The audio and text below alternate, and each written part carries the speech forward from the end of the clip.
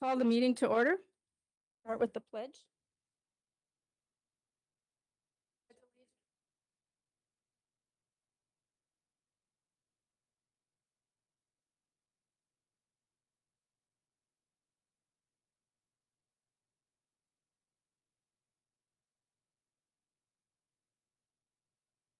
Morning, everyone. The, approval of the minutes that were sent out ahead of time. Are there any additions or corrections? I'll move to approve as presented. Second. Motion by Commissioner Olson, seconded by Commissioner Heiser to approve the minutes from the last meeting. Any discussion? All in favor, say aye. Aye. Opposed, motion carries. Approval of the agenda. Al, do you have anything to add? No. Dave? No. Bob? No. I would just like to mention that, yesterday with the weather and postponing the meeting till today, if people would go to our website right on the front page, you can sign up for Text My Gov and you would get all the notifications. We tried our best to get the message out, but that would help keep up with things. So Text My Gov on the front page of our webpage. Is that right, Luann? Got it. Okay. Thank you. And thanks everyone for your patience. Okay. Are there any public comments? Need to approve the agenda. Oh, yes. Motion to approve the agenda. Second. Motion by Commissioner Kleeman, second by Commissioner Olson to approve the agenda. All in favor, say aye. Aye. Aye. Motion carries. Public comment? I don't believe there was any. Okay, then we'll go ahead with the engineer and road department reports.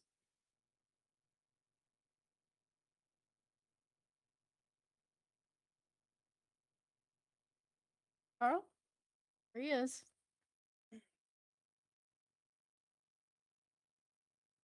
Morning. Morning. Good morning.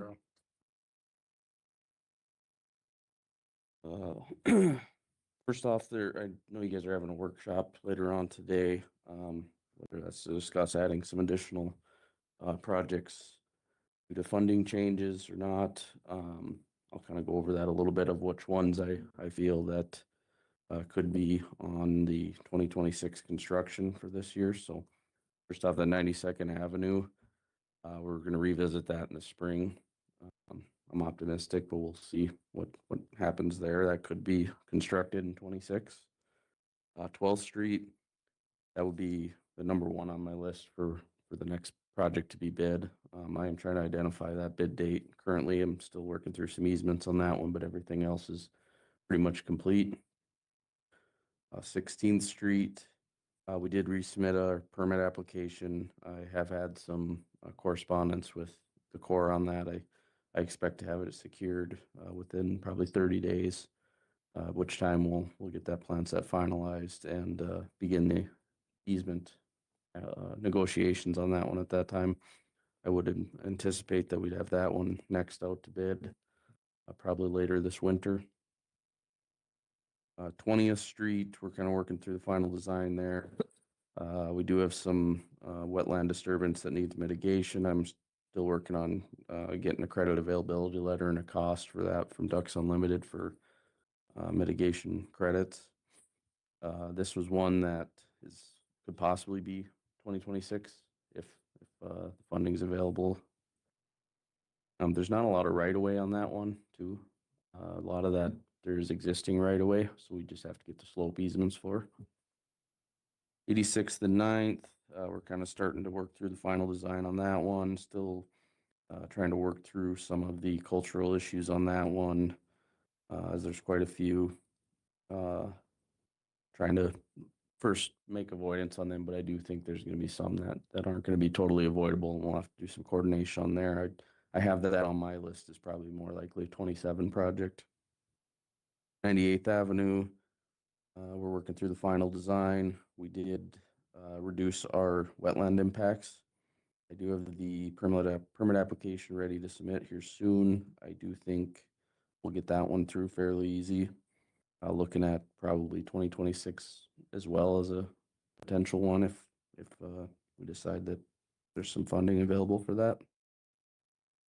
And then the 2026 projects, I guess, is what they were called.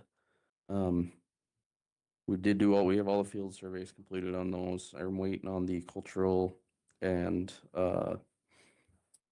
wetland surveys on 14th Street. Those probably won't happen till spring, but they are done on 94th and 79th. We have done our preliminary grading and drainage designs for those, with our focus mostly on avoiding those cultural sites that are along those, which I think are mostly avoidable. We'll begin our 14th Street design here probably in the next month or two.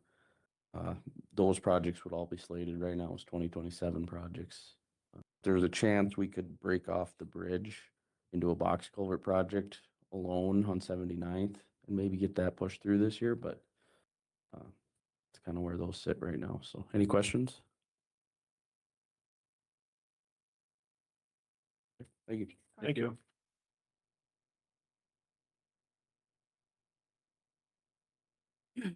Darren, are you there? I am. Can you guys hear me? Yeah, good morning. Morning. I'm feeling a little under the weather today, so I apologize for my voice, but so going over, this is our report obviously from yesterday, but I have 119th as well as 99th on there. Those are going to be constructed here in the spring. 99th is going to be finished up, as that's how significantly complete, except for this topsoil and seeding.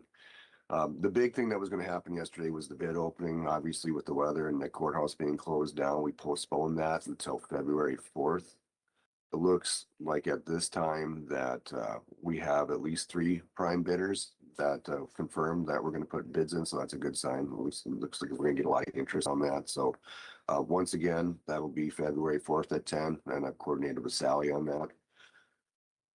For 2025 projects, Superintendent Schwarzenberger and I are continuing to work on 7th Street, 101st from 97th. We've got that one landowner yet that has this kind of a special request that he wants addressed before he talks about or authorizes the easement on that project, and that should be our last easement on that. And I know Terry had gotten a hold of him last week, and I think he was busy for the next couple of weeks, but maybe next week he'll free up. But Jerry and I are working to set up an appointment there. I have 3rd Street on here. I know I've talked with Terry a little bit about you guys looking at doing some additional projects. This one might be one of those that we could maybe target. We do have the 404 permit on this one. We haven't started right away on it, but this could be something that we could accelerate too, if that's what we're looking at. For the other part of 7th Street Southwest, there was the State Historical Preservation Office had some special requirements that they wanted, and maybe some additional areas culturally surveyed by Beaver Creek. They were holding off because they wanted to coordinate the 115th project that they have, but we haven't been able to make much traction on 115th, and I'll get back to, I'll speak to that at the next item, but maybe I'll see if they can accept, if Beaver Creek can go out there and the Corps will accept the cultural items that they want. It's just a small farmstead, I guess, that looks like they have some foundations that are in it that they want further studied. Typically they don't accept anything once the snow flies, but I'll check with Beaver Creek and see if they can push that. It would make sense if you guys were looking at doing something additional to do the whole 7th Street at once, but I got to see if Shippo will accept something like that. And the last project that I have on there for 2026 is 115th. And if you guys recall on that, I've been working with one landowner that has a percentage. So it's actually, she has interest in this parcel, and not getting too far. I know Commissioner Dalzell, I included you on some correspondence and talked with Superintendent Schwarzenberger yesterday. And I think we're going to try to give him to the rest of the week to respond. And then at that time, Terry will try to make some contact. And then maybe if that doesn't bear any fruit, then we'll have Tracy step in, or another commissioner as well. But that's all I have this morning. Any questions for me?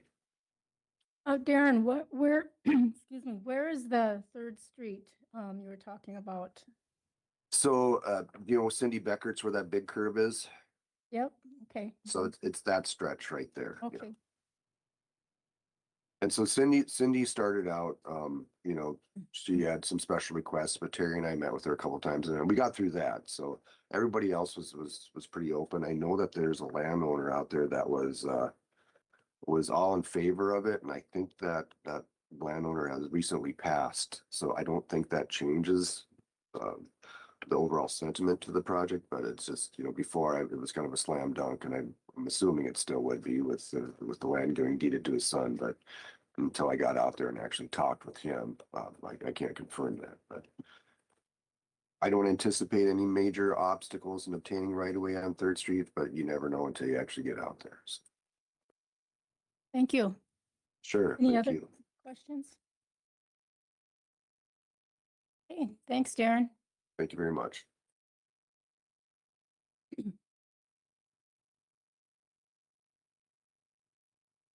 Good morning. Good morning, James.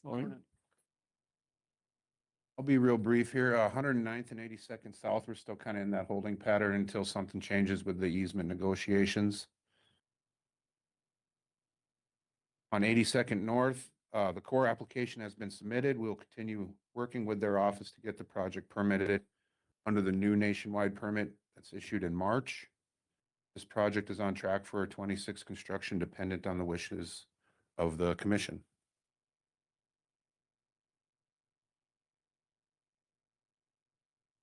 Any questions?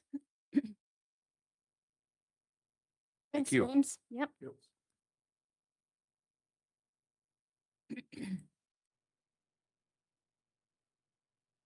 Highlands? Are they, anyone on from Highlands? That's not. Jeremy?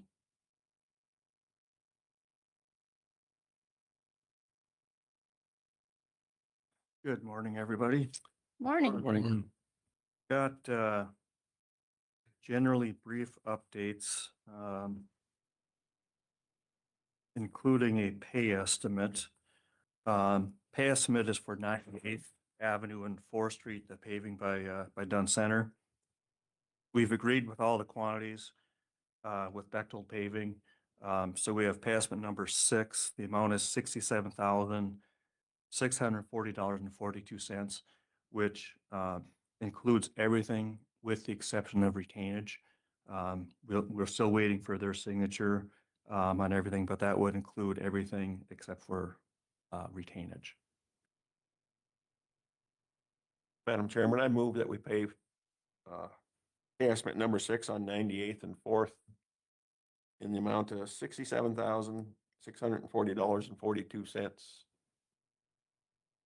There's a second. Second.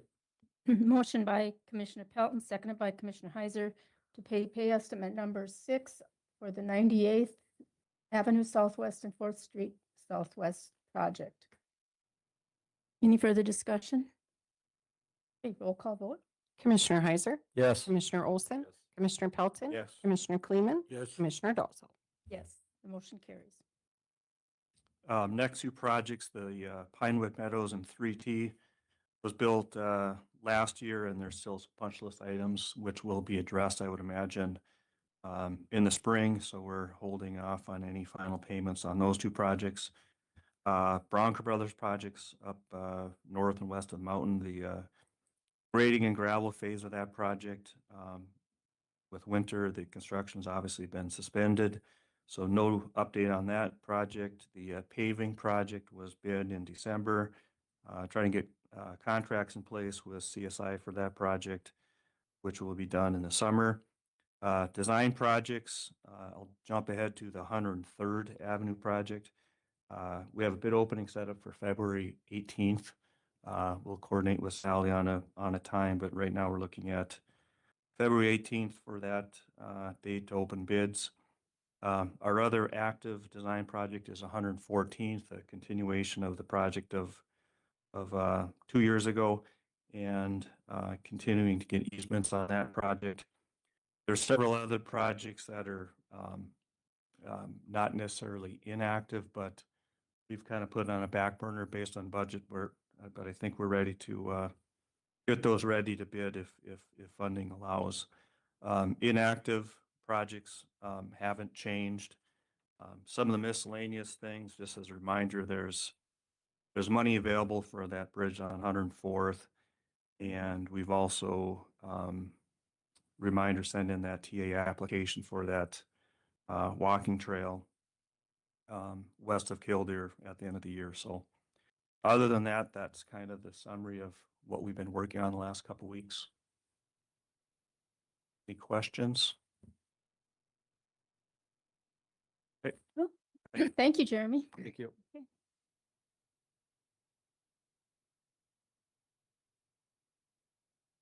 Terry.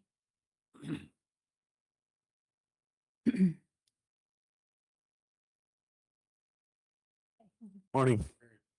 Morning. I guess this morning we got a couple utility permits for you.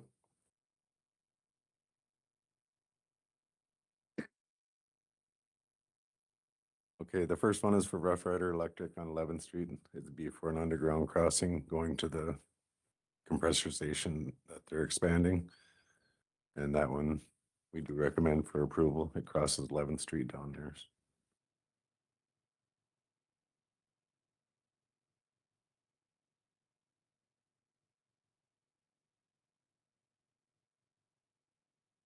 And then the second one is for a pipeline crossing from Endeavor Field Services, and that'll be down on the South Hart Road and on the county line. There's two crossings. It parallels the lines that are there already, and Stark County was good with them as well. That'll be for a gas pipeline that crosses the road, so we recommend approval on that one. Is that all other than Rough Rider? And that one will be in the Yep. book with it too. Yep. And I'm not sure if they're here today to I go think over they're that. going to be online. So Okay, I guess this time I'd look for a motion to approve the two that. Madam Chairman, I'd move to go ahead and approve the utility permits as presented. Second. Motion by Commissioner Pelton, second by Commissioner Kleeman to approve the utility permits as presented. Any discussion? All in favor, say aye. Aye. Opposed, motion carries. Okay. Is Rough Rider on at this time? We're a little early, so.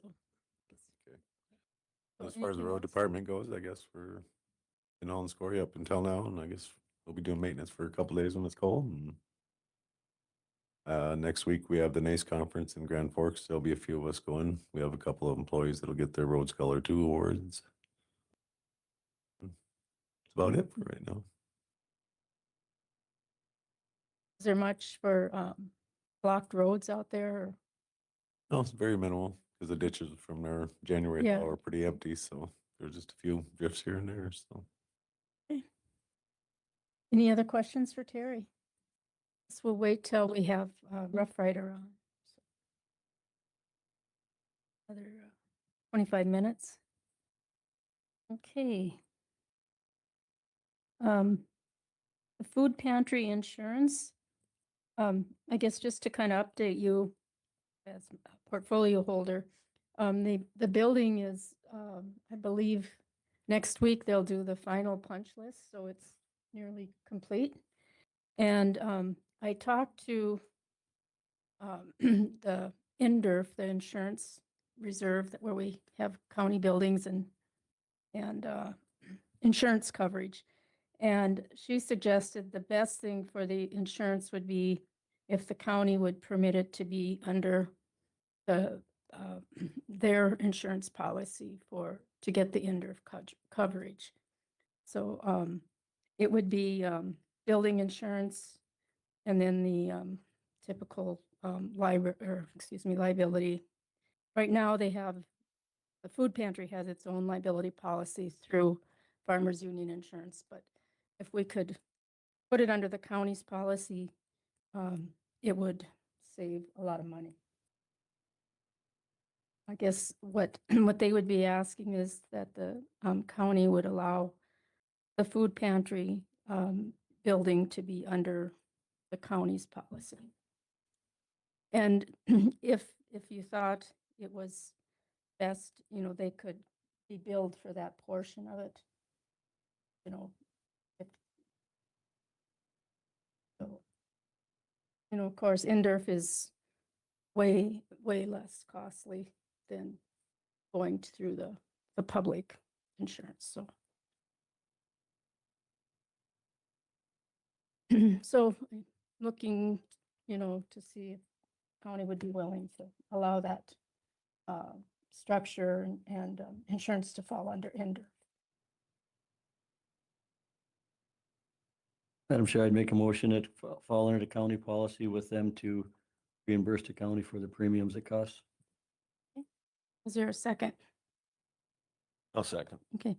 Motion by Commissioner Heiser, seconded by Commissioner Pelton to allow the food pantry building to fall under the county's insurance reserve fund insurance. Any other discussion? Any other discussion? Okay, all in favor, say aye. Aye. Aye, opposed, motion carries. Thank you. And the gal at the insurance reserve fund had said then Brianna, our agent, will take care of the applicator, the membership application for that. Hey. Sally, do you want to do the budget amendments?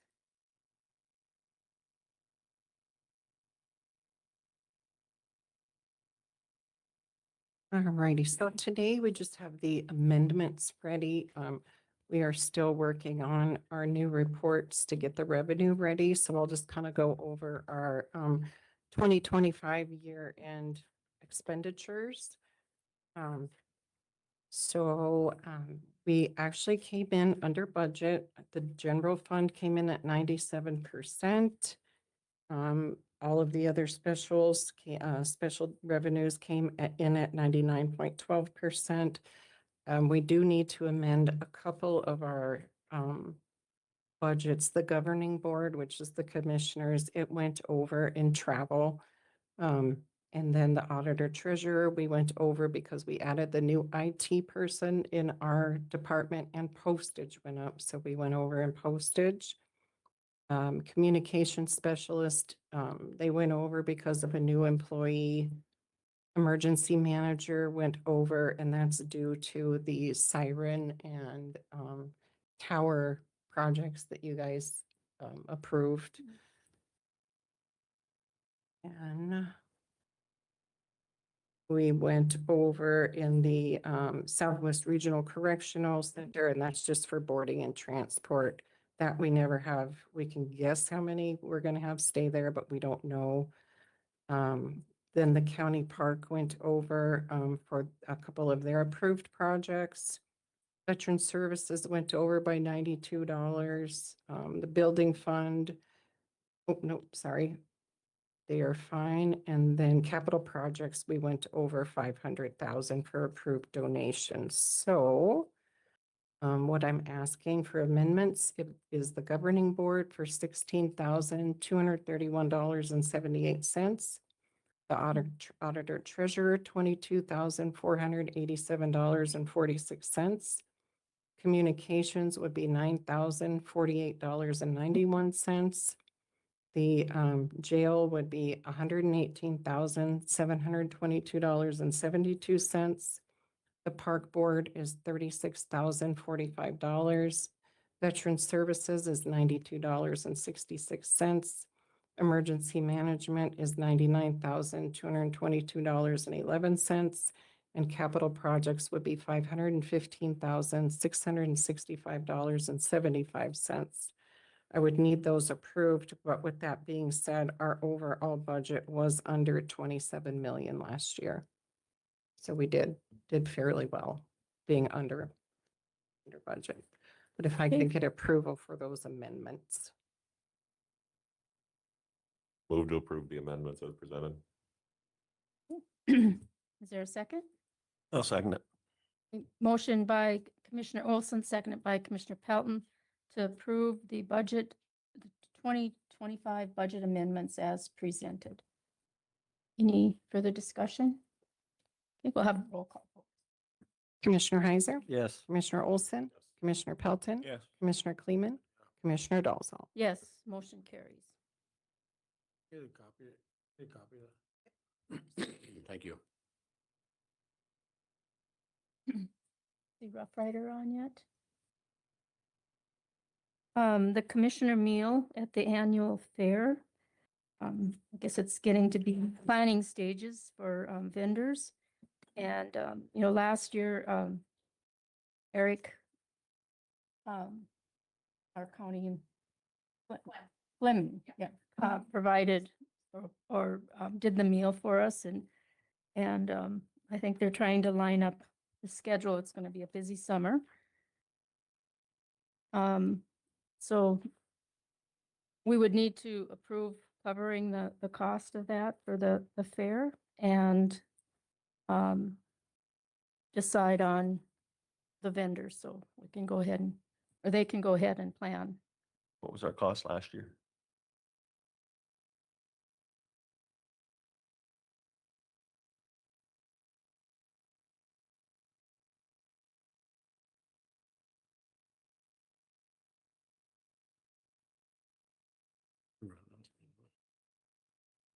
Somewhere around 10,000, I believe. Excuse me, commissioners, you probably should include, I would think, a little extra because this is going to be the 250th birthday bash. So I'm anticipating you're going to have additional attendance. So whatever that amount is, probably it needs to be a little bit more. Mhm. And that's hard to gauge right now, but I do think it'll be increased. Mhm. So.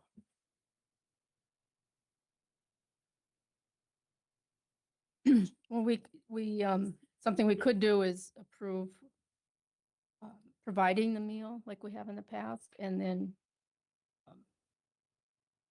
okay, well, we'll just table till, or we'll deal with it after you look up the cost. 'Cause I don't recall exactly either, so. I know it was a big hit. Yeah. Okay, so, People. Rough Rider.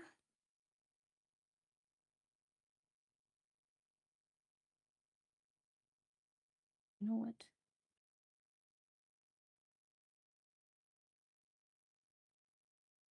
I guess we could take our 10-minute break right now till Rough Rider's on. Okay, are you guys okay with that?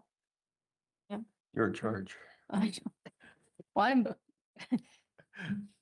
we can decide together on that. Okay.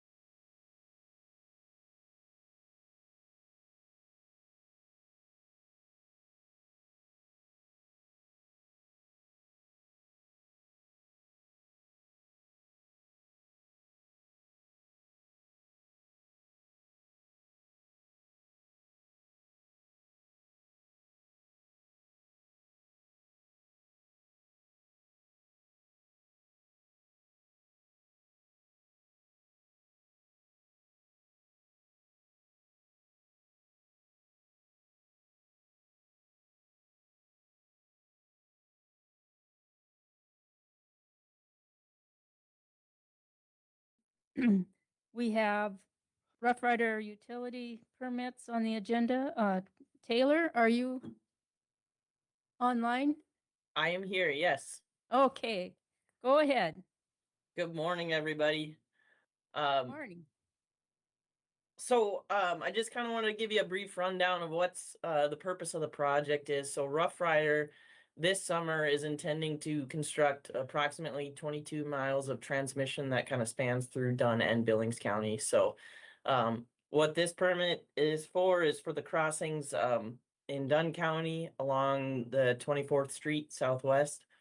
So the line parallels 24th Street, and we, in preparation for this project, buried some overhead distribution line last summer in order to make room for this transmission line, which will improve reliability and allow us to use different feed sources if necessary. If we lose a segment of line, this will be improved reliability.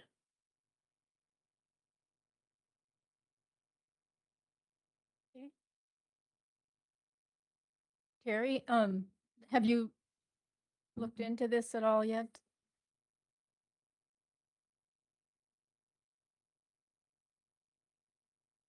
Yeah, we looked at it and that's, like I said, basically a line they just took down. It was overhead before and they put that on the ground and now this transmission line will basically replace that and we recommend it for approval. Okay. Are there any questions of Taylor or Terry on this? I guess I'd look for, Madam Chair, I make a motion to approve the Rough Rider permits as presented. motion by Commissioner Heiser, seconded by Commissioner Olson to approve the Rough Rider utility permits as presented. Any further discussion? All in favor, say aye. Aye. Opposed, motion carries. Thank you guys so much for your time. Yeah, thank you, Taylor. Bye now. City of Killdeer is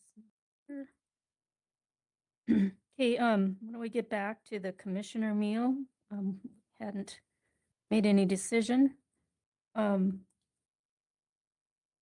Sally did look up what the cost was last year, and I think it was 10,800.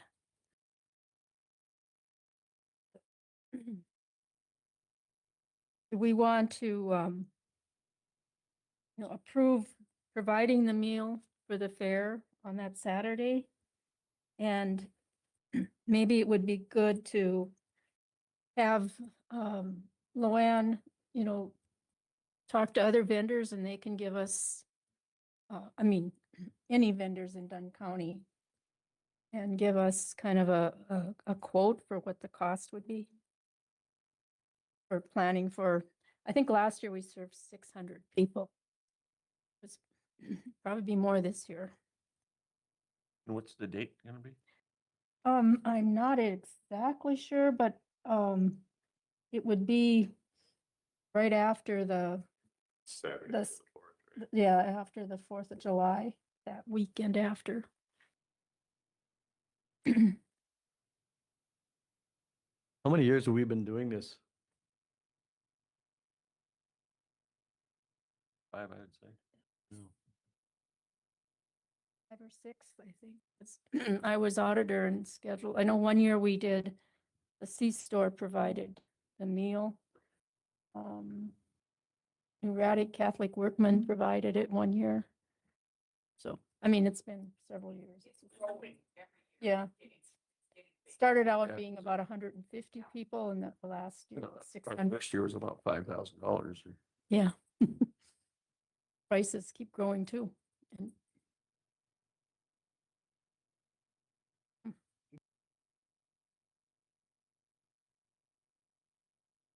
what was that? We have a free will offering. No, What was that for? We did that. that was when we had that organization that provided the Thanksgiving meal. And it wasn't, I believe we did some donations from local businesses. Oh, we did it. But it Your Right. wishes. I'd make the motion that we commit to doing the meal at the fair. We open it up to any Dunn County based Vendors. vendors that would wanna give us proposals for pricing on it. Okay. Second. Okay. Motion by Commissioner Olson, seconded by Commissioner Heiser, to commit to providing the Dunn County Fair meal and open up pricing to any Dunn County vendors. And then we can make a decision on cost at that time. Yep. I think it's a good idea to keep it going. I think the people like it as long as the county can handle doing it. I think it shows our appreciation for the public and everything they do. So I think it's a good idea as long as we continue to do it. I enjoyed it. It helps the fair out. Yeah. I know I served lots of beans last year. Yeah. Yeah. Okay, any other discussion? If not, all in favor, say aye. Aye, opposed, motion carries. I'll take a look at city. It's not here yet. Hmm? Huh? That's gonna take a while. We got time. The city of Kildare. Yeah, they will. We got 20 minutes. Yeah. We can do it. So, Ryan? Yeah. You wanna? Yeah, we can start.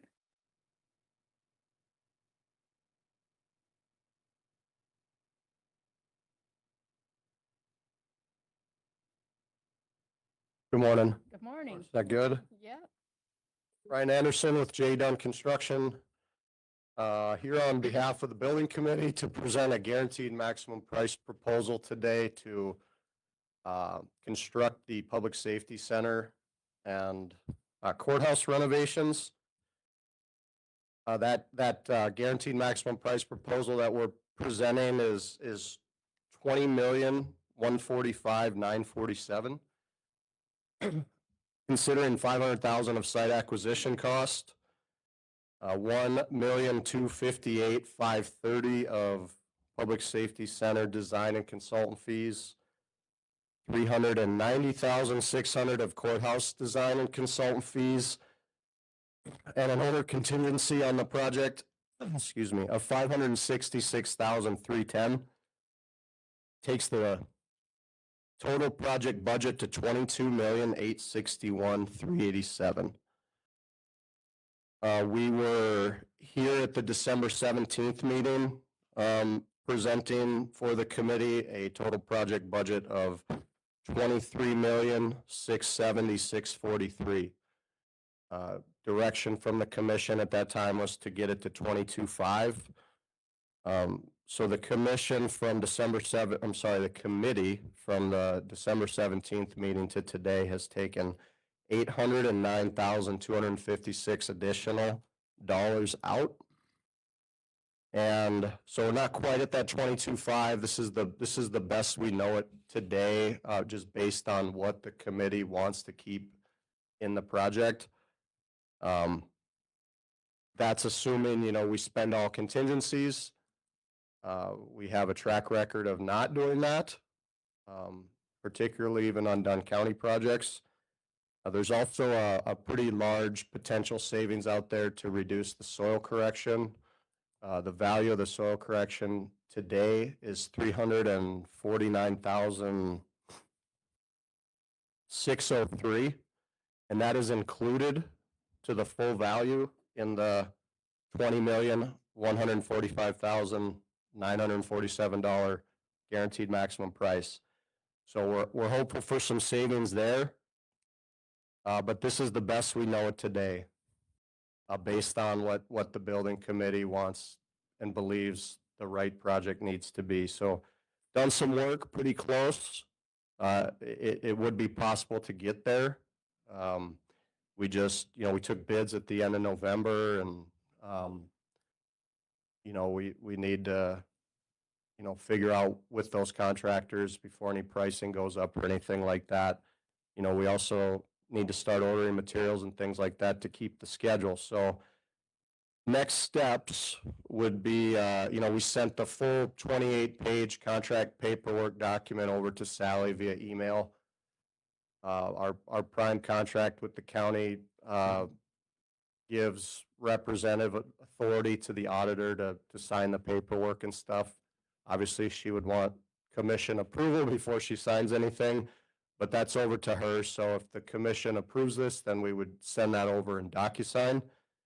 And then at that point, that would be our notice to proceed, and we could, start making awards, start issuing contracts, start ordering materials.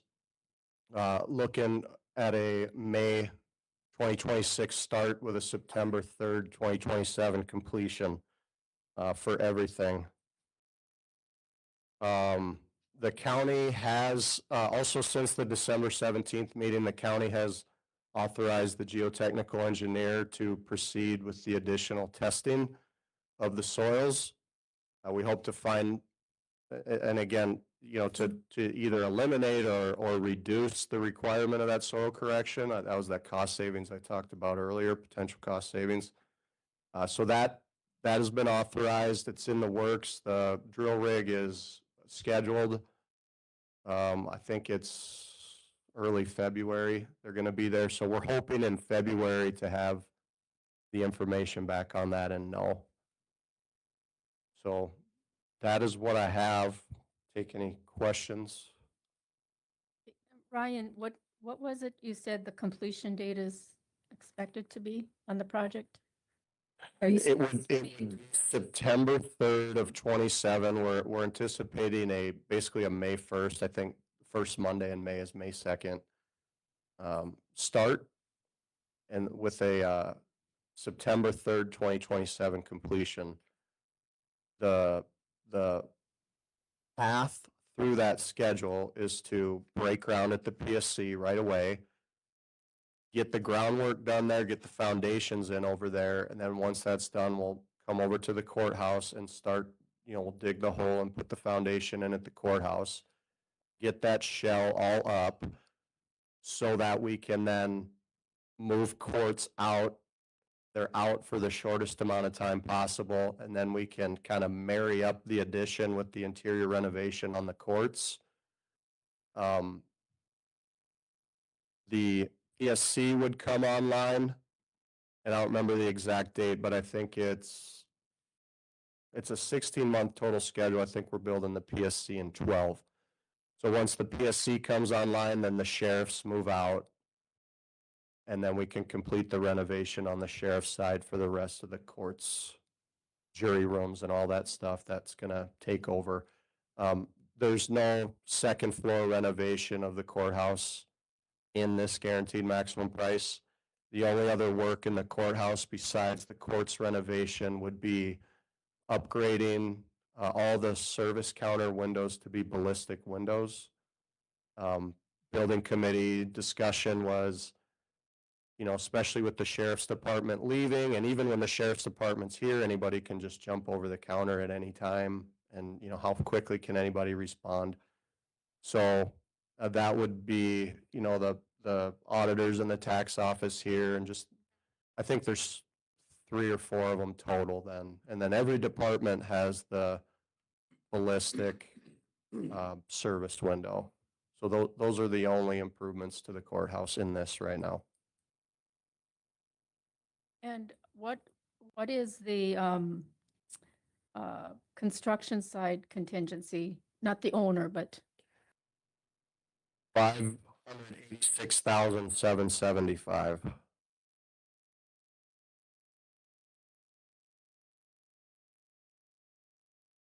any other questions for Ryan? I've been talking a lot about the basement. I think there's a potential savings there. I would hope that when you get the new borings done, we'd get like maybe a second opinion from another soils expert. Because and maybe some option, because that could be a good savings. And I think the building committee did their due diligence on, cutting things. We tried to get to a number. With the number we're at, I think is a number that we need to be at without sacrificing anything in Yeah. the building. So like I said, kudos to them for working hard to try and get the number down, given the respect to the commissioners with the motion we made to do that. So I think that number's got to be where it is. If we're gonna, we're down this path, we need to keep going. Look for a motion on moving forward with the project and the gross maximum price. Make that motion to accept the gross or guaranteed maximum price Yeah, of 22,861,387. Is there a second? I'll second. A motion by Commissioner Olson, seconded by Commissioner Heiser, to move forward with the PSC construction project and the guaranteed maximum price of 22,861,387. And that includes all the soft costs as well as construction costs. Any further questions? Not, we'll have a roll call vote. Commissioner Heiser, Yes. Commissioner Olson, Yes. Commissioner Pelton, Yes. Commissioner Kleeman, Commissioner Dolzall. Yes. Motion carries. Thank you. Thanks, Ryan. Yep. Good job. Thanks, Bob. See you later. Yep. You're right.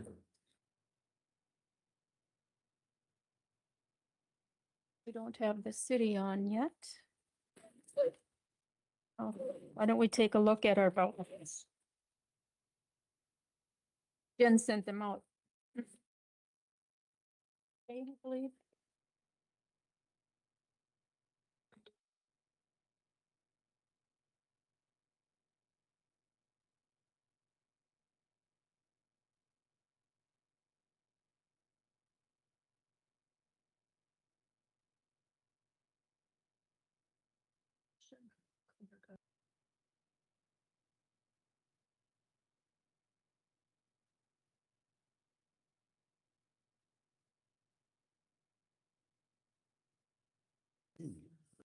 Oh, that's. Huh?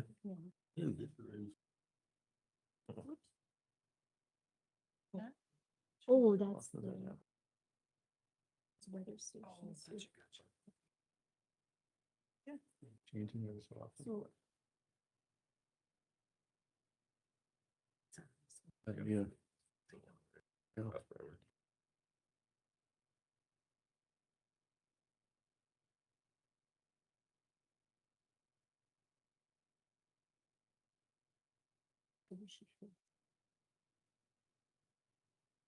is that a?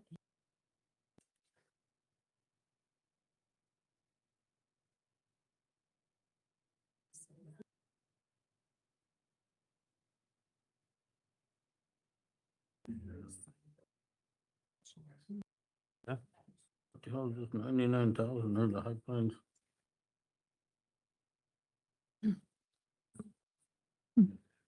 Bob, that's the value of 1 mil that we have in the budget for their payment.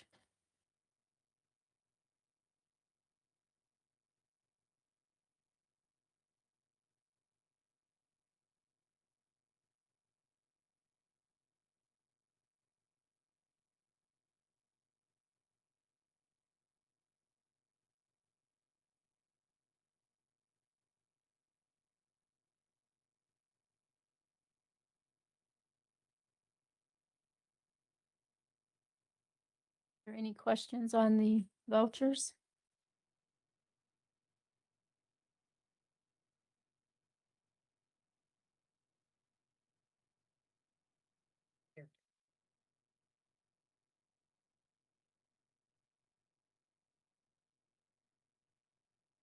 Madam Chairman, I'd move to approve the vouchers as presented. Second. Motion by Commissioner Pelton, seconded by Commissioner Heiser to approve the vouchers as presented. Any discussion? Now we'll have a roll call vote. Commissioner Heiser, Yes. Commissioner Olson, Yes. Commissioner Pelton, Yes. Commissioner Kleeman, Commissioner Dolzall. Yes, the motion carries. Matt. Hi.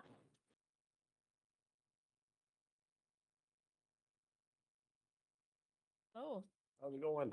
good, Good. good. Thanks for having me today. I believe Auditor Winningham has the quotes in your packet there. So recently the city commission, there should be one from Cordova Construction and an estimate there regarding the main building.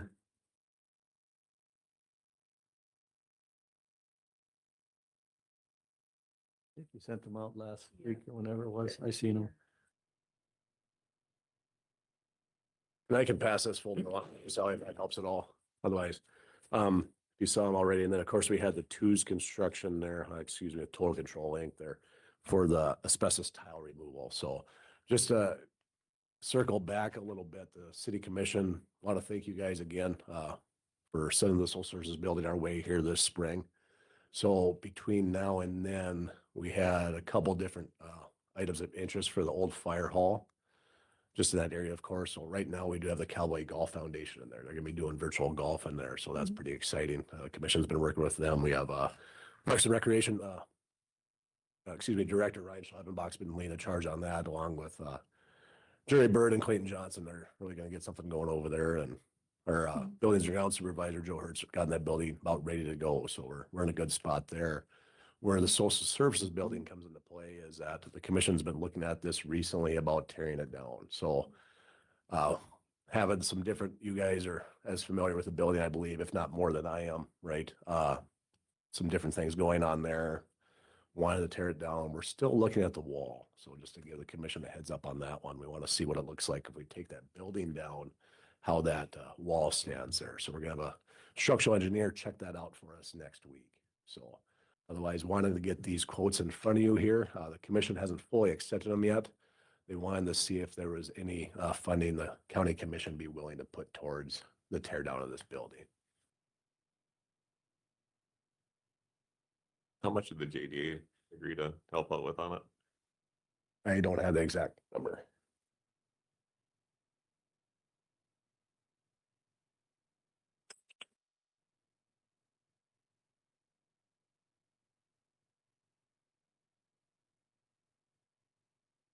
JDA Board of. Thank There you you. go. The JDA Board of Directors looked at this at their most recent meeting. We were unaware at the time that the county commission at a previous meeting felt that they had some obligation to help with that. They just hadn't set an amount. So to that end, once Matt has this conversation with you, whatever you feel you can help the city with, then we will revisit that which is left and hopefully pay half of what is left, leaving the city with a quarter. Whatever it is you decide, unless you decide to pay all of it today.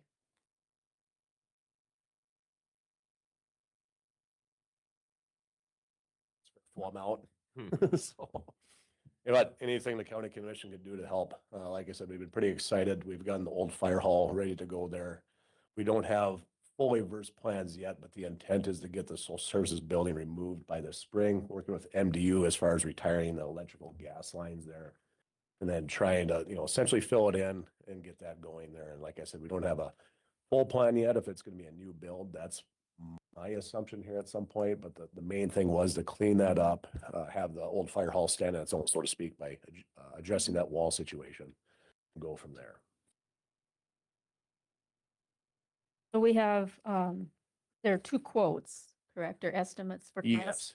Yes. Cordova, 104,620. And Total Control, 44,000. And is that just Total Control, just the asbestos? Yeah, that is the tile removal itself. And what I've gotten back, Public Works Superintendent's been able, Cameron DePeralta's been able to work on it as well a bit there. And what we got back, we didn't have any major concerns with the wall insulation itself. So we didn't have anything overly abundant there, but the asbestos tile will have to be removed there separately. That's not in Cordova's bid. Correct. Yep. They're doing the main building.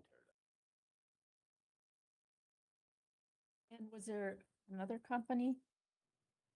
Or just Cordova plus? We had an original quote from I believe TrueCon Construction, but they pulled their quote. Okay. So Okay. we only have one right now from Cordova and then one for the asbestos tile removal from Total Control Inc. Total Control didn't want to bid on the removal of the building itself, just the asbestos on it. Not that I'm aware of. I remember correctly, we had some conversation this spring about maybe the county helping, I can't remember. About helping with maybe some of the tear down. I don't. Yeah, when we gave them the building, we said come back when it was time to tear it Yeah. down and we'll have the discussion then, Okay. What do you guys wishes? Was that asbestos? Where's that gonna have to be hauled to? As far as I understand it, we'll have to have, it'll be baked out specially, and then we'll have an area out at our new landfill. It has to follow legal requirements. Correct. Yes, so. Yeah. But at least, I guess, with the new landfill and new acre, we have a new spot there. Yeah. That they can just take it right over. Yep. Versus hauling out of town, that sort of thing.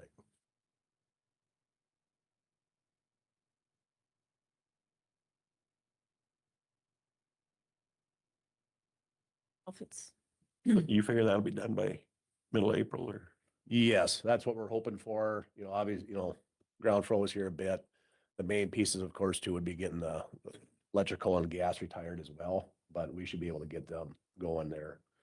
It all depends on the weather, of course, so Yeah. my assumption is right now, pending, major snow, right, mid-March, April. And then we should have it essentially cleaned out across the board. The intent is by summer, right? So mid-June, July. Have it all complete there at the latest by July 4th when it's all said and done. my question is, where are the bats gonna go? You got lots of room in Gilder? Yeah, I hope they're not the long-eared, northern bats. Chair, I'd make a motion and for more discussion to, if JDA is willing to pay half, the county pays a fourth, the city pays a fourth. And is that what you were talking when you said a half? To clarify, originally, when we did not know that the county had any intention of assisting, we had agreed that we would pay the half with the city paying the other half. But when Matt came to work, because you weren't able to come to our JDA meeting, when Matt clarified, he indicated that the county's intention was to assist first. And then that which was left, we would have a discussion with the city and the JDA and pick up whatever is half of what is left after the county. So Commissioner Heiser, that's on me essentially. I should have had a conversation with you a couple of months back, so I do apologize there, sir. Yeah. I know we said we would help, but I guess I'm looking for some help from some other commissioners where we should go with this. I had an idea, but that didn't work. Half would be approximately 75,000 with these two added together, correct? About that, yeah. And And I think that's an expense that we've had on ever since we left the building, so.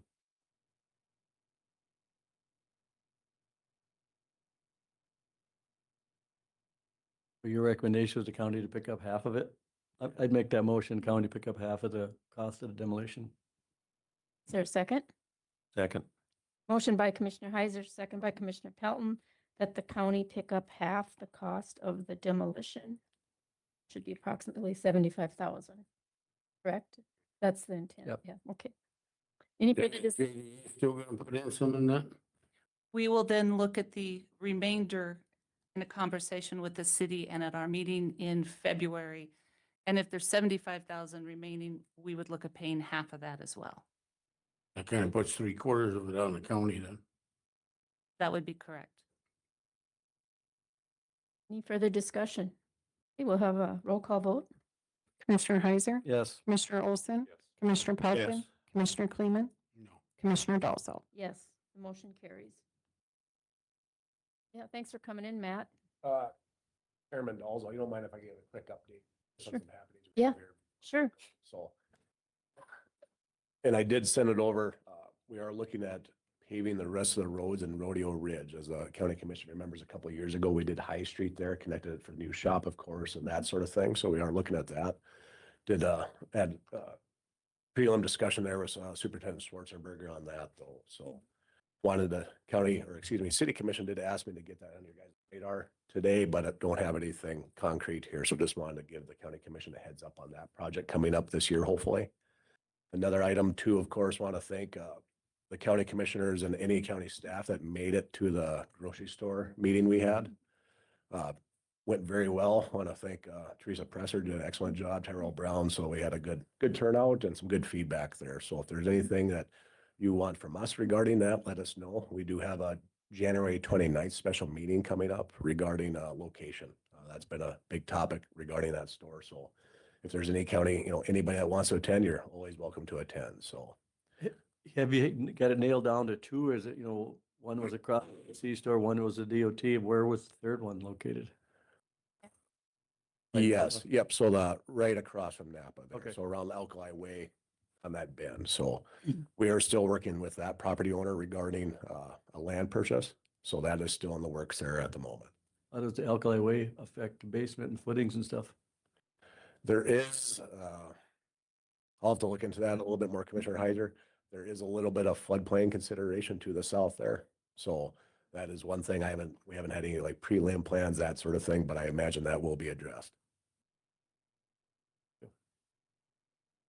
Do you know, did Bronson's purchase Heinrich's business as of today? Yes, it actually started last night technically. Okay. Yep. So they're a full go there and, want to thank Terry Heinrich there and the family for all the years they put into Killdeer and looking forward to working with Logan Kessler and his family with Bronson's there. So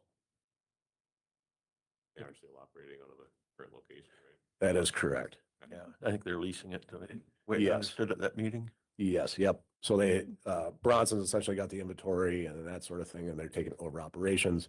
Heinrich still owns the building currently. I've been in their store, I was very impressed. Even the oranges were not a place. When I was in there that day here a few weeks ago, they were it was immaculate. Down in Beulah? In Beulah. Yeah. Yeah, it's like, wow. No, we've been really excited and want to thank JDA Director Kerry Bosser and commissioners and all the board there for what they've been willing to put towards that project already, and City Commission put up to 5 million towards that project. So I want to thank them as well, and looking forward to keep moving forward on that. I think it'll be good for the community. I even told my wife and I got home, I said, I'd rather drive 10 miles and support them than go support the big W on the corner there. Thanks for all your hard work. Yeah, appreciate it, Mr. Oh, Mayor. the only grocery store in Dunn County, all of Dunn Yep. County. Otherwise we'll be without. Yeah. Okay. Well, thanks, Matt. Yeah, thank you. And if you have anything for me or any of our staff at any time, always feel free to reach out. Thanks for coming in. Thank you. What else do we have the airport coming up?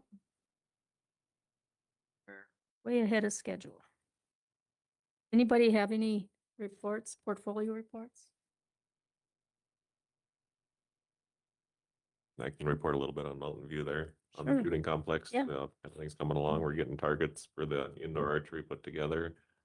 We're kind of hoping to tentatively do an adult or open indoor league here February, March time.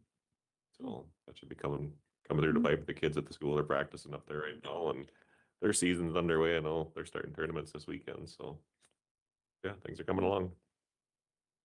I have a few, I guess just announcements.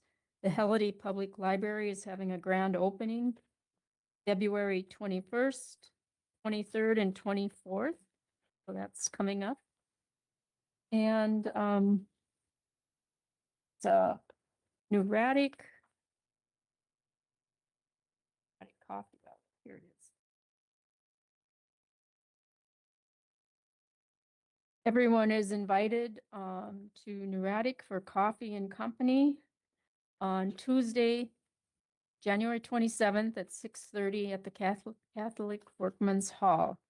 That's coming up this next Tuesday, 6:30, 6:30. 27th. Yep. And we received a thank you from the Dunn County Historical Society for our donation to the Historical Society. So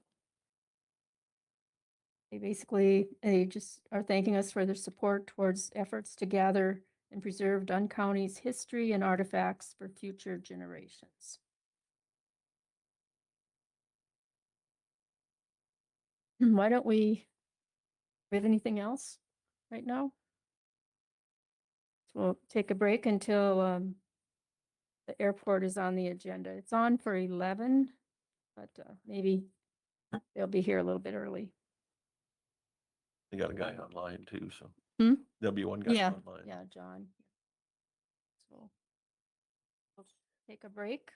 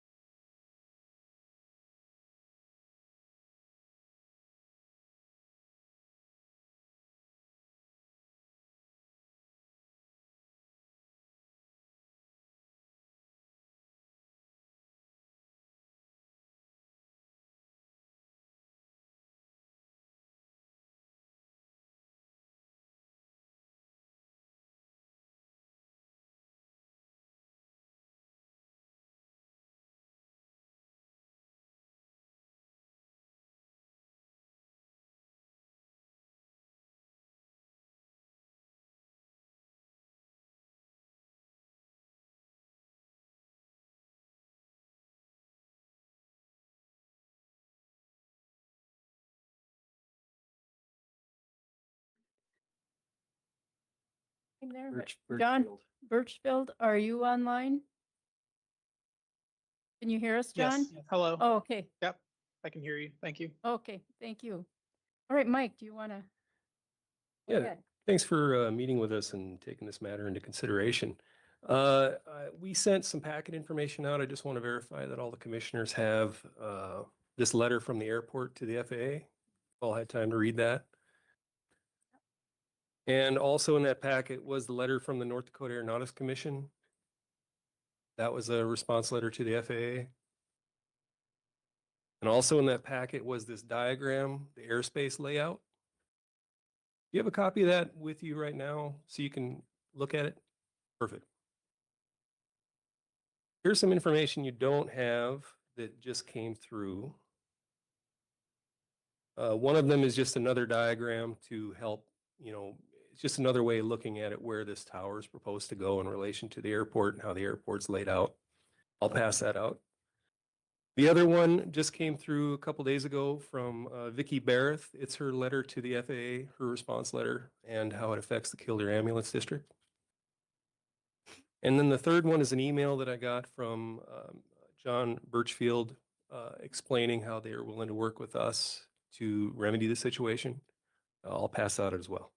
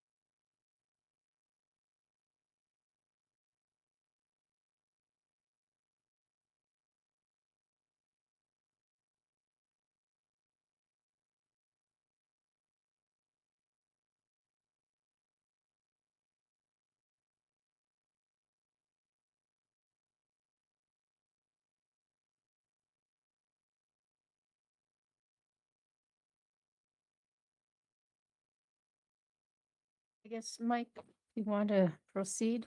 Sure. Well, a picture's worth 1,000 words. So when you look at the airspace layout and you see the orange dot right outside of our airspace, and you see how it directly lines with the approach and the departure to our runways. This, as far as the nuts and bolts of it, the FAA, it's out of our protected airspace. But we also have GPS approach procedures, which it greatly affects. So For instance, if an air medical flight's coming in to pick up a patient and the minimums aren't allowable, they can't legally land. And then that ambulance has to transport that patient much, much further. And to go through the city of Dickinson to that airport, because the Dickinson Hospital just is very limited in what they can do for patients. Severe trauma, neurological stuff, heart stuff, Dickinson just can't do it. So if they have to transport that person to either Bismarck, Fargo, or even Mayo, I'm just assuming, driving through the city of Dickinson just takes too much time. So the Kildare Area Ambulance has let us know that they average over one life flight per month. And one time they had 4 life flights in a month, right out of our airport. So how this is going to affect our life flights is pretty drastic. If it's a clear sunny day, no big deal. But legally, that airplane can't land if there's any kind of adverse weather whatsoever if this tower is going to be constructed. Now, the other thing is our growth. I mean, we are one of the busiest general aviation airports in the state. The state has contributed millions of dollars to our infrastructure. New hangar, new terminal, fuel farm, AWAS, the list goes on, and they're usually at least a 70% grant in this. Like when we built our new runway, that was $4.6 million of state money and 1.1 million of county money. That's just for the new runway. Now we are in the process of purchasing additional land for the 900-foot hangar or runway extension, and that's to accommodate the business traffic that we're getting. And we actually, some months, especially in summer, we sell more jet fuel than we do aviation fuel. So that's just one of the metrics we're using for the growth that we're experiencing. And just look at our timeline. And in 2012, we had 3 aircraft. And then 2017, we had 5 aircraft. And now we have 13 aircraft with 1 more on waiting list. So our airport is growing. And by putting a tower right directly in line with the end of our runway, it severely stifles what we can do for future expansion. And we don't know where our county and our population is going to be in 10 years or 50 years, but we just can't limit ourselves to something like this. You know, we just can't do it.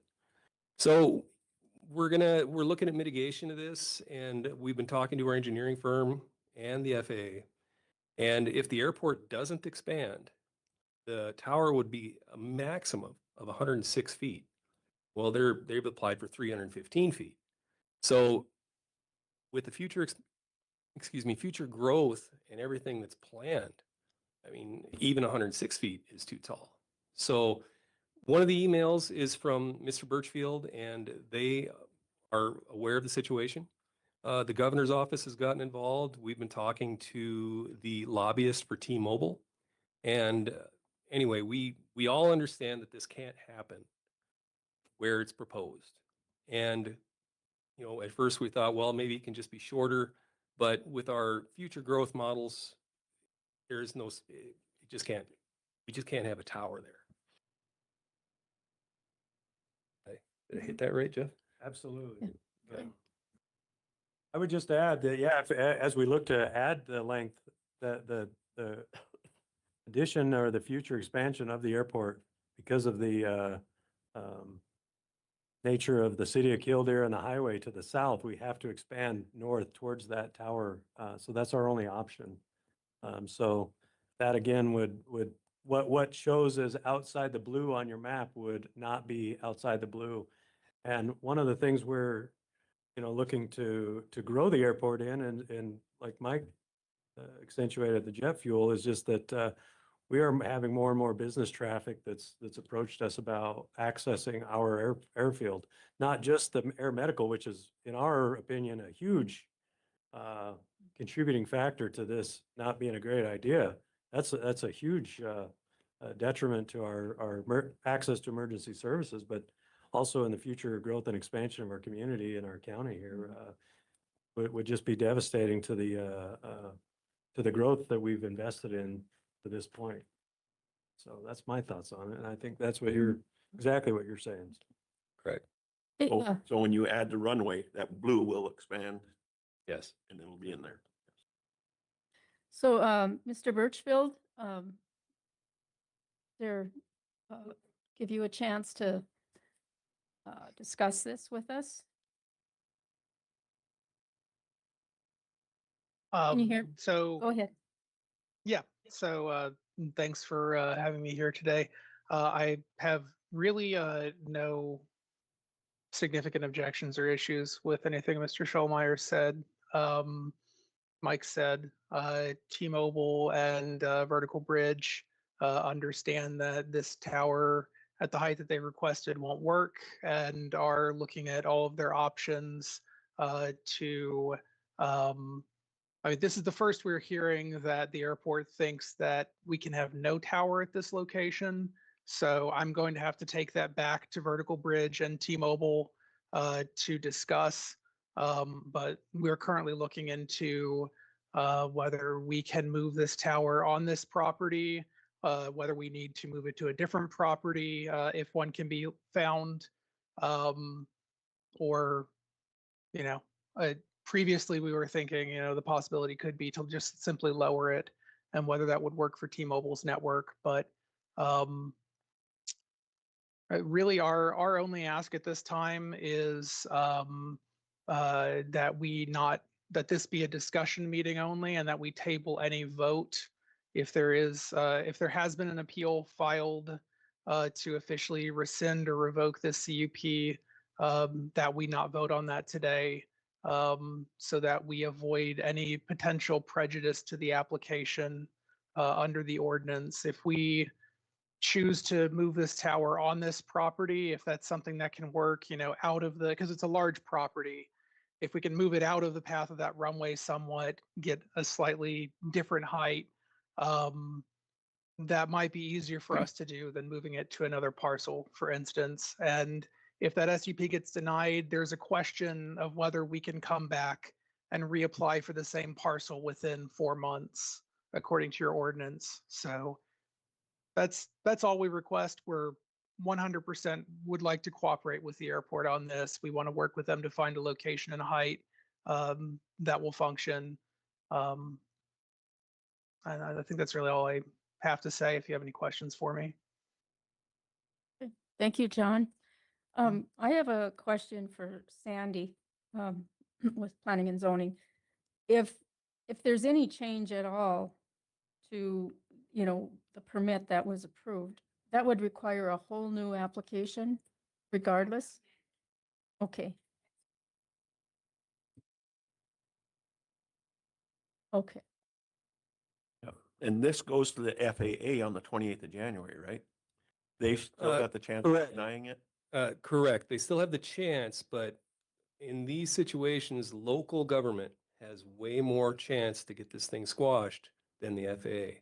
Now, in case there was some technicality where you guys couldn't just squash this thing today, we are pursuing the FAA route, but it's been made clear from the North Dakota Aeronautics Commission that by having, even if we had 10 pilots say that this just is a bad idea, the FAA, if you just according to the map, it's out of their restriction, their airspace by 1/10 of a mile, which it seems like that was planned. I mean, it's just too close to our airspace for no one to notice that that was just a coincidence. So I'm not having a lot of faith that we're going to get this thing squashed at the FAA. But as we said before, the amount of money that the county has already invested in this airport to limit traffic is contradictory to what we've been doing since 2012. And limit growth. Yeah. Growth, yeah. And when you look at that same diagram, I'm not so sure, but that yellow boxed area is probably the property that they're talking about. And when you extend a line, the red line, and you just draw that out, that encompasses at least 98% of the property. So I don't think there's anywhere on that property that's going to be feasible for this tower. That red cone as it extends out, would be the IFR protected airspace needed for approaches in inclement weather. So we wouldn't be able to land a plane here unless the sky was clear blue. Which is, there's a lot of nice days here, but it's not every day. it's always cloudy. No, this be a question for John. So let's say, the county would rescind it, and his concern was it would be he'd have to wait 4 months, Sandy, before he could do it again. It looks to me like they're in good faith trying to mitigate this. Is there any way we could say, you know what? This is kind of a unique situation. Do we have to wait that 4 months? I mean, that'd be my question. Before they could apply for another location. Got a problem. Conditional use has been approved. It's a due process issue. I understand all of these, but that is a dead spot. I recall for first responders and police has always been a dead spot. So under the circumstances, since the conditional use permit has been issued, the only two options that the company can use to perfect what they were told they could build there has to be some process in place other than just simply pulling the plug on this now and forcing them to start all over again. My suggestion would be that you get these folks involved. It sounds like if they think the project isn't feasible, they're going to voluntarily relinquish it. But if there is a reasonable alternative, they certainly have a right to explore that possibility. You can't just issue a conditional use permit and then pull it because somebody requests that you do that. I haven't had a chance to look at the planning and zoning regs since I haven't been up here in a while, but there should be an appeal process and there should be a review process. So I don't think you can just summarily pull the plug on it. I think you're going to have to give them a chance to explore this further. And certainly granting the request of the fellow that's on the phone there is not unreasonable under the circumstances, since they've, I'm sure, spent money developing the plan in the first place. We only had two conditions, as I recall, on the conditional use permit. If they can comply with those two as it stands right now, their permit stands, and this could wind up in litigation. If they can explore this option further, and we've got a couple of months to look at it, I think the commission should just simply table this, let them propose it, and then whatever the review process is what should take place. It should not be a summary jerking of the permit. That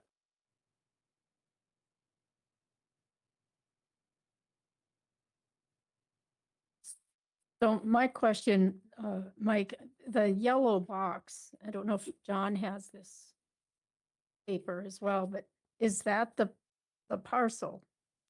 Or is that just, I mean, is there more acreage besides what's inside that yellow box?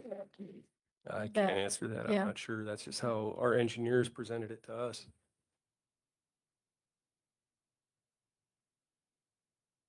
how much would they have to move that, Mike, to get it out of the? Right now, it's 2.6 miles away is the proposed location, according to the Aeronautics Commission and Hughes Aerospace, which maintains our GPS RNAV approaches. It would have to be a minimum of 3.4 miles away. Or it could be moved left or right.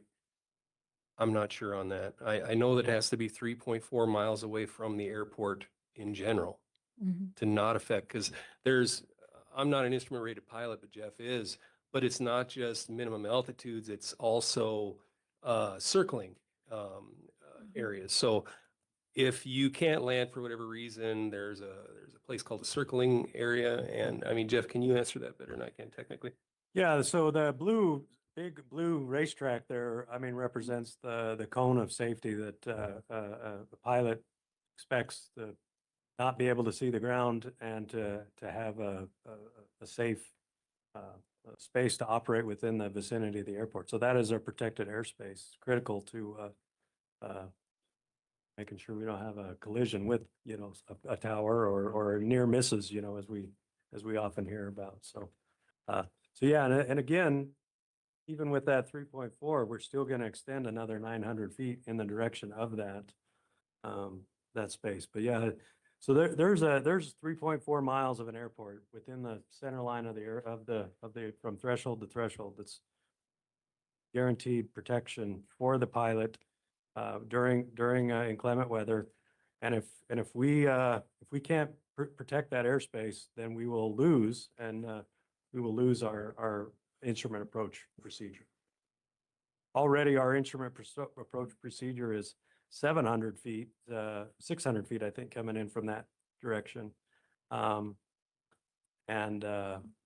We would like to look to lower that with more precision approaches in the future.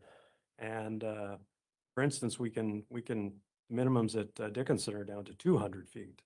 You know, so there's opportunity for us to in the future get better technology, but not if we put a tower inside that cone of protection. And that those red triangles represent the protected zone that a plane, and those extend out. The procedure actually starts coming from the north there, well over the Kildare Mountains, approximately about 15 or 18 miles out, and from the south, well excess of Lake Ilo. We start 8 or 9 miles south of Highway 200. So it's a 15-mile approach course that those red triangles would extend out. That's the protected airspace zone for those procedures.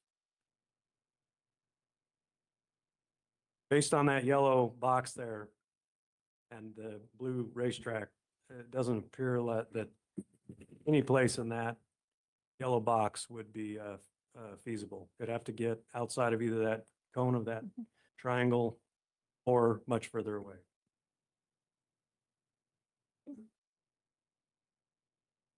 Sandy, I know you mentioned that an amendment could, that would be one option, but if it's a completely different parcel, right? So to me, it doesn't appear that an amendment to the CUP is even feasible in light of these circumstances and what Jeff and Mike have just spoke about. What are the chances he's got property 3 miles from that? I don't know, but I know Sandy has already put in steps for administratively that whenever a tower goes up in Dunn County, that the airport authority will be notified. Because it's something that we weren't aware of any of this. I shouldn't say planning and zoning or the commission. And so that's something like we don't run into this in the future. But I just don't see where this parcel, it's not feasible at all to be there. And I don't see that there'd be a problem with another conditional use permit on another parcel as long as it doesn't interfere with this airport. So to me, the only option is for the company to find another location outside of this parcel. And I understand that area, I mean, we all want better cell coverage, but not at the expense of our millions of dollars in investment in emergency services and the economics of having that airport. This is a question for John. Have you looked at any other areas since this come up or before? Certainly before, we did have many months ago, years at this point, I believe. We looked at some other locations that we couldn't build the tower there because we were running afoul of some oil and gas easements, pipeline easements. So we're currently looking at other locations. What I would like, if possible, is to get a copy of whatever documents the board has received. I think we have the old map. I don't know if I have this map with the yellow box that's being referred to on it. Just so that we can get an idea of where we need to start looking, whether it's going to be on property owned by the same landlord or another property. That's something we're going to have to look into.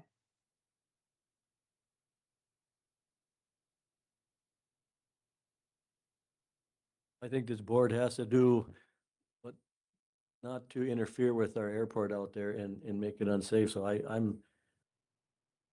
we have to rescind it, or I know it's not what they wanted, but I think what we have to do, we got to take into consideration safety of airport and future expansion. So that's never messed with, because once it's up, it's too late. So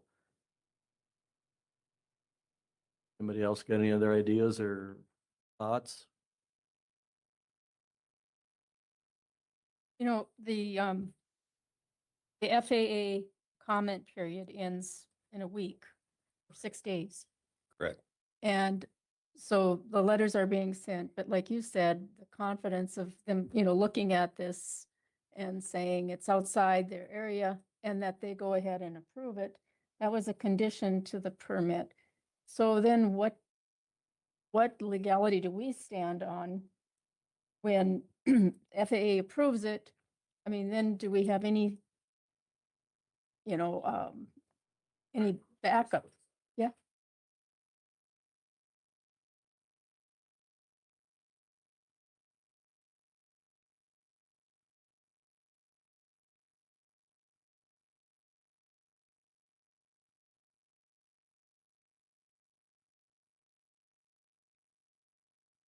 Okay. Okay.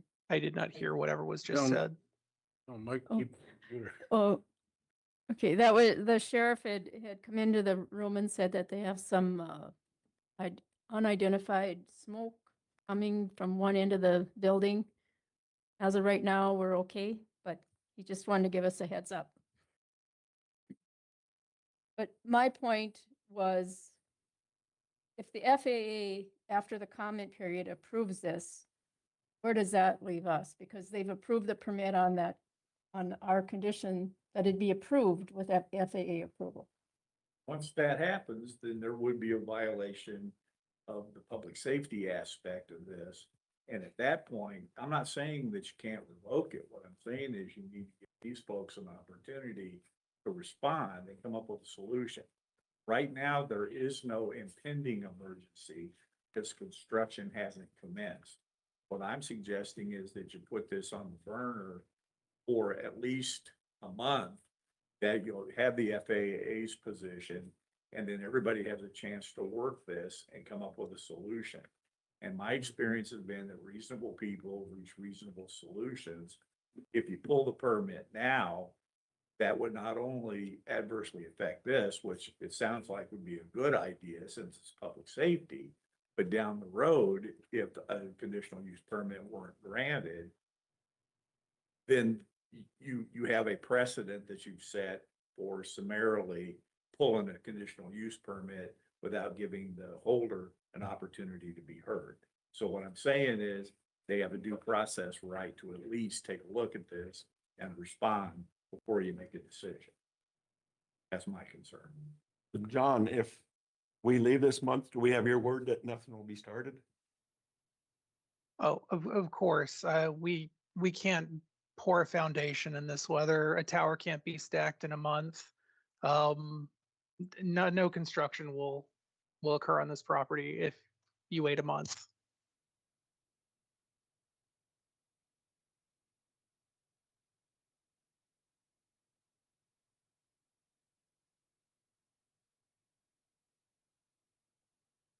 You know, I've have another comment here. I went back through and I read the application last night just to kind of see in there. In question number 6, it says there is adequate provision of protection to health, safety, and welfare of the inhabitants and workers surrounding the area and the county. And applicant's response is the proposed facility will not have a negative impact on the health, safety, and welfare of those surrounding in the area. So, I mean, I think a question was asked, they answered, and said would not be. So I guess where does that question and answer stand? Is it said it's not gonna negatively affect the health, safety? Well, if that tower goes up, it sure is gonna affect the safety of the runway. So I mean, if you look at the application that they filled out, is a question that was asked in there. So where does that stand?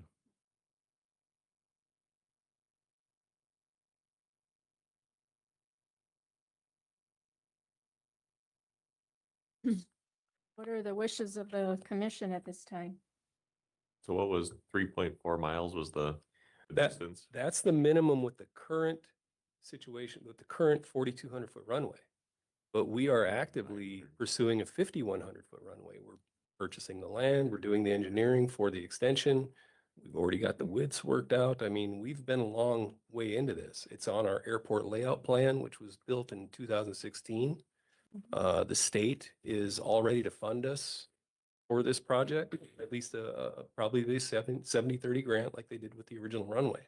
So yeah, technically speaking, when you look at the blue racetrack, that's what we're protected on right now. But once we do the runway extension, then that gets enveloped into it, and then our minimums get even worse. And that extension's been worked on for quite a few years already. Yeah. What distance do you need with the extension in place then? How far away? We couldn't get that information in time for the meeting from Hughes Aerospace. Okay. But because they'd have to build a whole new approach. And I can't remember how many hundreds of thousands that cost us. But just our maintenance of that GPS approach is $16,000 per year, which is 8% of our annual budget to maintain the GPS approach. Not to mention our goal of potentially being a NIPIAS federally funded airport by that point, which would cause us to stand alone from not asking for funds from the county. We'd be federally funded at that point, which Correct. Which that we wouldn't want to have to spend that money. Our goal would be to be federally funded. That approach to be a federal approach, not one that we purchased privately.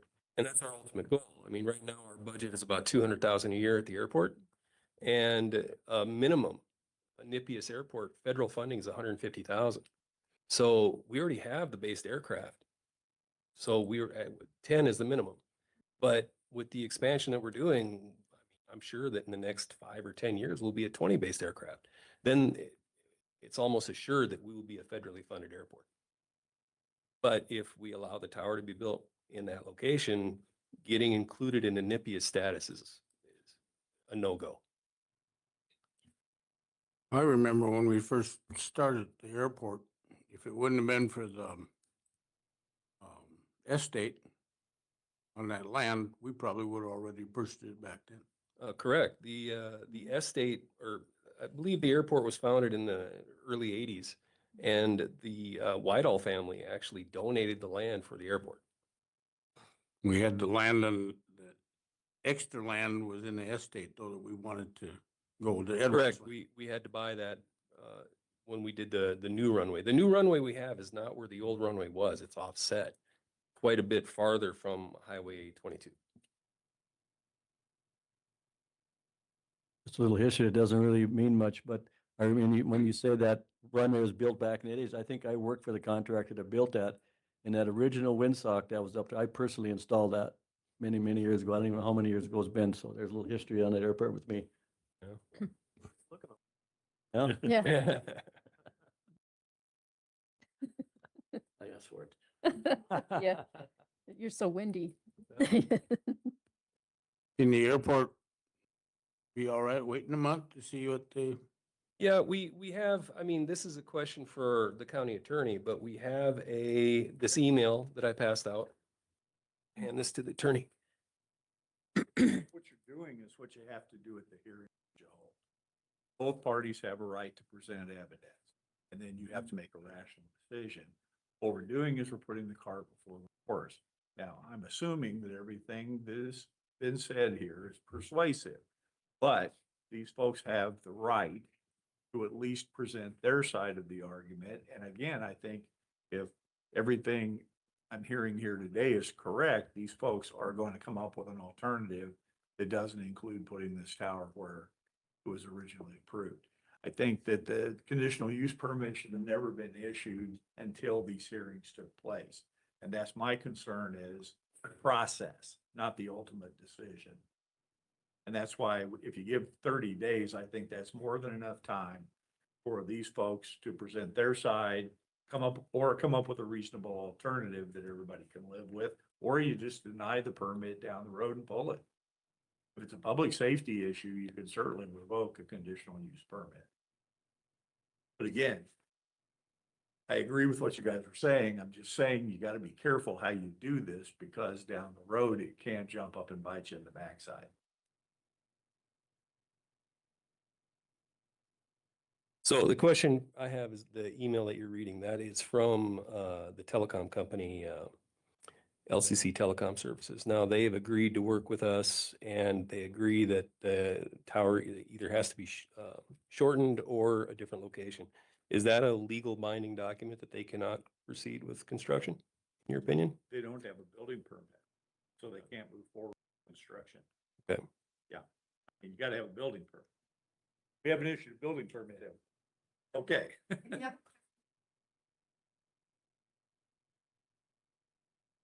We applied for it like the day before we got this FAA to the airport.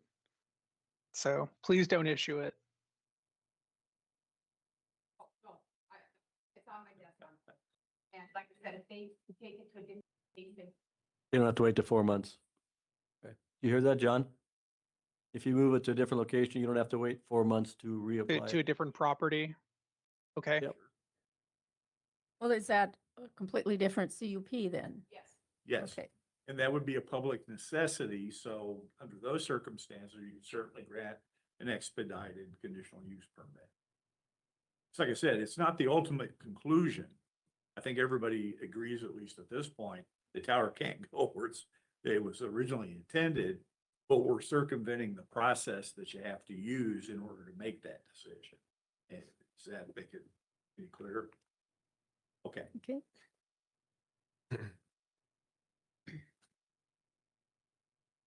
Right.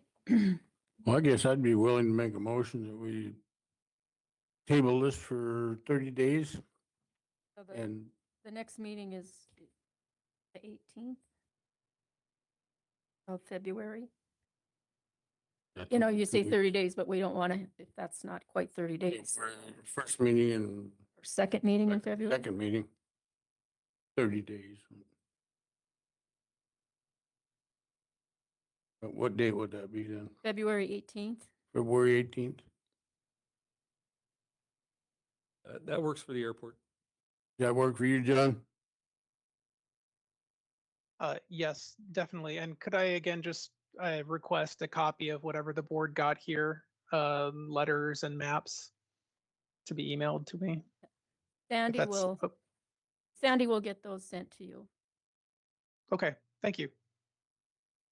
Okay, so there's a motion on the table to table until the February 18th meeting. There's a second. I'll second it. Okay, motion by Commissioner Kleeman, seconded by Commissioner Pelton to table further discussion on or decision on the airport conditional use permit or the tower conditional use permit. Any further discussion? Yep.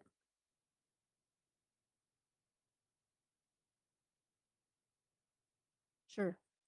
Yep. Yep. All right. To add anything in there that the building permit won't be issued in that time at all. Are you willing to amend your motion? No building permit will be issued Right. until, okay. Without that, they can't start, so. Yeah. Is that all right with you, Craig? Yep. Okay. Okay, so the motion is on the table to table until the February 18th meeting. And also that the building permit will not be issued until after that meeting. All in favor, say aye. Aye. Aye, opposed, motion carries. Okay. Thank you, John. And Sandy will be getting a hold of you. Okay, thank you all. I appreciate it. Thanks, everybody. Thank you, guys. Thank you, guys. Thanks a lot. Right.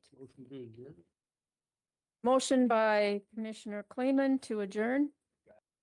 Second by Commissioner Olson. All in favor, say aye. Aye. Aye. Motion carries. Meeting adjourned at 11:17.